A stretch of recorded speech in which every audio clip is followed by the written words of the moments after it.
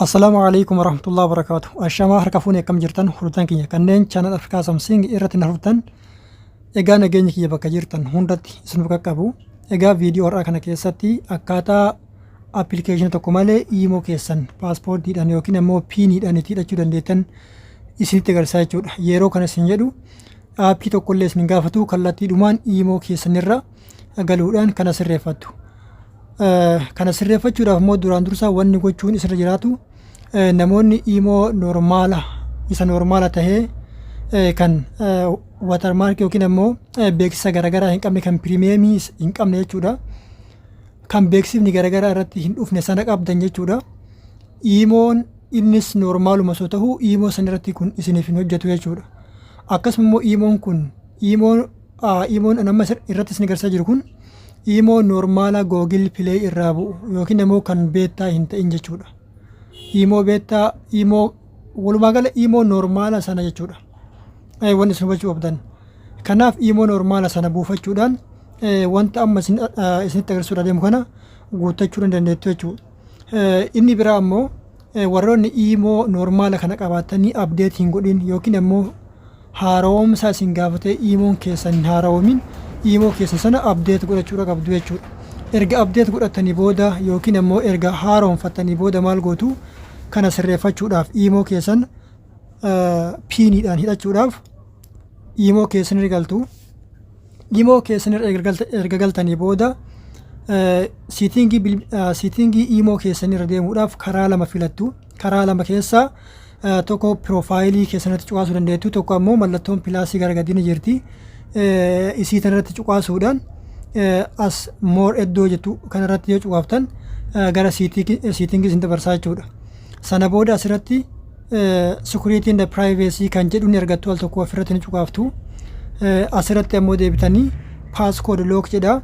Asirratti deebitanii passcode lockii kanarratti ni cuqaaftu jechuudha. Sana booda haala kanatti fuula kanatti isin dabarsaa mallattoo cuquliisa yookiin ammoo halluu biluu maramtee yookiin ammoo dibamtee jirtu tan irratti al tokkoof ni cuqaaftu. Iddoo enable jedhu kanatti al tokkoof ni cuqaaftu. Sana booda piinii barbaadan sana ni guuttu jechuudha. Piinii isin guutuu qabdan dijiitii 4 yookiin ammoo lakkoofsa 4 ta'uu qabaa jechuudha. Fakkeenyaaf lakkoofsa miksiis haa ta'u dijiitii 4 caaluu hin qabu jechuudha. Amma guutee isin agarsiisa.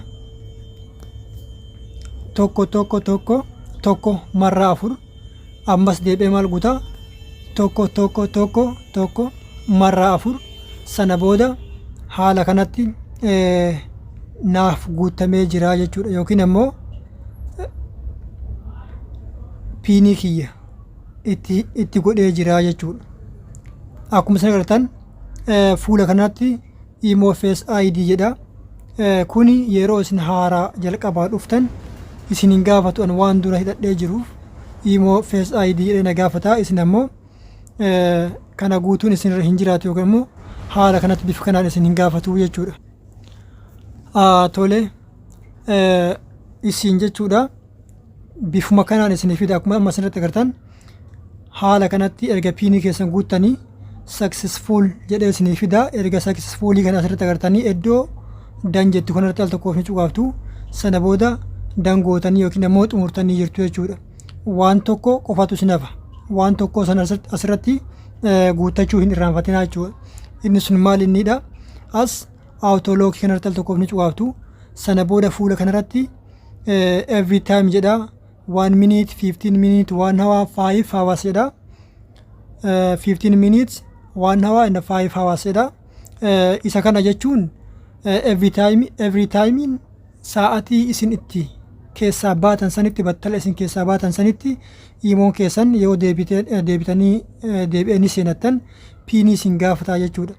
15 minute yookiin ammoo 1 minutiinis akkasumatti daqiiqaa fakkeenyaaf 1 minute yookiin ammoo daqiiqaa takka booda 1 minute jechuun daqiiqaa 1 minute kanarratti yoo guuttan daqiiqaa takka booda imoon keessan sun irraa baatanii daqiiqaa takka erga turtanii booda imoon keessan sun maaliin cufama?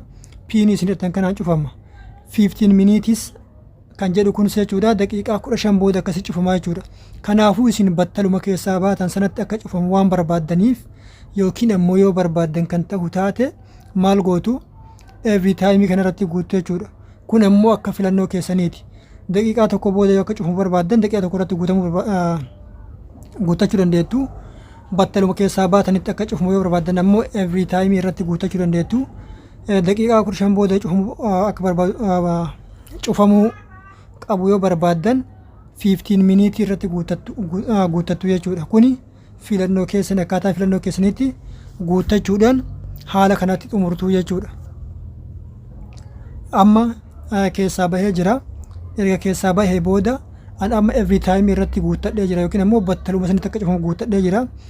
Itti deebi'ee ilaalaa jechuudha. Akkuma isin irratan piinii na gaafata yookiin ammoo lakkoofsa reefitti guutisan na gaafata jechuudha. Lakkoofsichi reefitti guute sun tokko marra 4 haala kanatti imoon kiyya piiniidhaan hidhamee yeroo deebi'ee seenus piiniidhaan seenaa jechuudha. Kanaaf isin duuba namnummaan arge imoo keessan irra galee waan isin namaa wajjin haasoftan yookiin ammoo namaan waliif katabdan ilaaluu hin danda'u jechuudha. Egaa of jechuudha. Barnoonni keenya kanadhaaf qabannee dhufe kan fakkaata. Hanga barnoota biraatiin deebinee urgeenyutti waan daawwattaniif galatoomaa yeroo gaarii qabaadhaa.